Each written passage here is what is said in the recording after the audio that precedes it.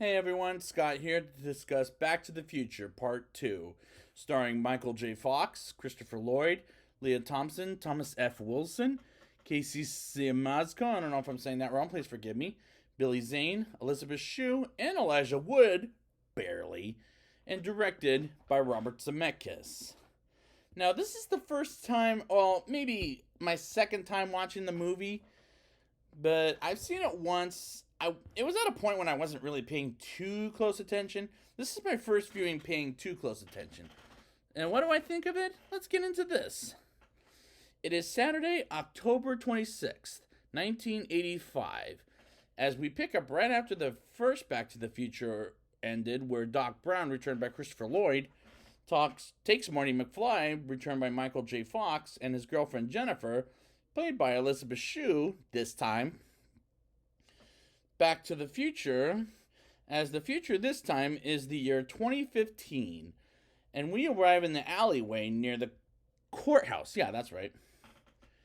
Doc takes off some parts of the mask, and he and Marty deposit Jennifer at the alleyway as Marty changes clothes and goes in a cafe to meet someone named Griff Tannen, played by Thomas F. Wilson, to say no to an illegal thing that'll make Marty McFly Jr., who's also played by Michael J. Fox, get into trouble and bumps into Biff Tannen as an older man, also played by Thomas F. Wilson.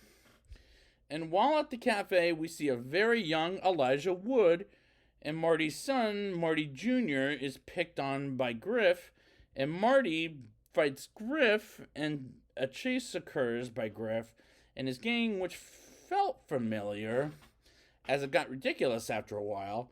As this material is ridiculous, but it felt like it just ran out of gas this time. We get the two Martys as Biff sees one going in with Doc, while the other one is a wimp walking across the street and almost gets killed. And the movie is giving me a reason why there shouldn't be a sequel to exist in the first place, just like The Matrix, which I'll talk about later this year if that fourth film ever comes out. And the movies gets very complicated at this point, and I'm angry that the sequels were made, and I'm not going to have a good time with this as I did with the first film. We get George and Lorraine as elderly people, and one returned by Leah Thompson, and the other one not played by Crispin Glover, but a different actor, which really upset me half to death. Meanwhile, Marty is followed by Biff, and meanwhile, Marty Sr. gets a call from Needles, and Marty Sr. gets a call to Chicken quite a bit, as he gets fired from his job, and Jennifer tries to get out and sees her in the future, and I'm really confused at this point at who is who throughout the movie. Doc tries to destroy the time machine, and they go back to 1985 and drop off Jennifer at the wrong house, and the same with Marty, who arrives at an African American home. Oh no. As they're in the wrong 1985 and meets his principal, Strickland, as he gets his house destroyed, and this movie is so pretentious I'm scratching my head thinking, did the audience need this sequel? Biff Tannen becomes the rich and powerful man in America and is nicknamed the luckiest man on earth, and is married to Lorraine, and is taken to his mother on the 27th floor at Biff's hotel, and Marty is his stepfather. Or Biff is Marty's stepfather, I should rephrase that. And Biff is very abusive to Lorraine, and Marty treats them Marty, as well as they treat them horribly, absolutely horrible. And we learn George is dead in a cemetery for 12 years, and this sequel is already ruining my love for the original. And we learn from a newspaper showing us George McFly was murdered, as we learned we're in an alternate 1985, and I'm frustrated with this movie, as it gets very frustrating to follow it at all. Biff watches A Fistful of Dollars, which I reviewed recently, and Marty asks about where he got the idea Almanac as a book that Marty picked up earlier in the film. And next thing you know, After he answers that question, he shoots and chases Marty, and we learn Biff is the one who killed Marty's father. And Marty and Doc go back to 1955 to correct the mistake Biff created then. I'm losing my mind watching this movie already.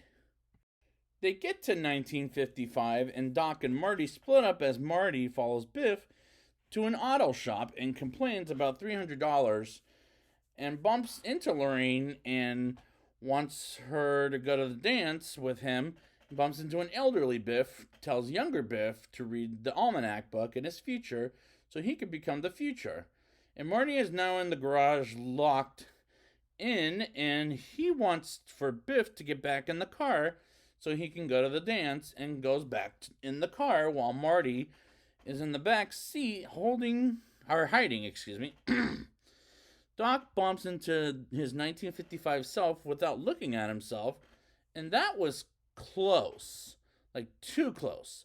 And Marty arrives at the dance to grab the book from his back pocket, and he continuously follows Biff, and a lot more irritating things go on in this movie, and I'm having a really hard time enjoying the characters.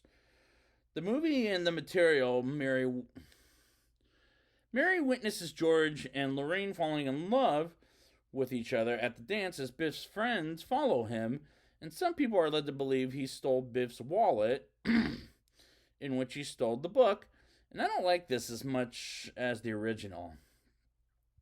What makes matters worse is Marty gets knocked down, and Biff takes the book back and drives it to an unknown place, and Doc and Marty follow him, with Marty grabbing a hold of Biff's car to grab the book, while Biff tries to knock Marty off his car, which is a dumb chase, and is very unconvincing.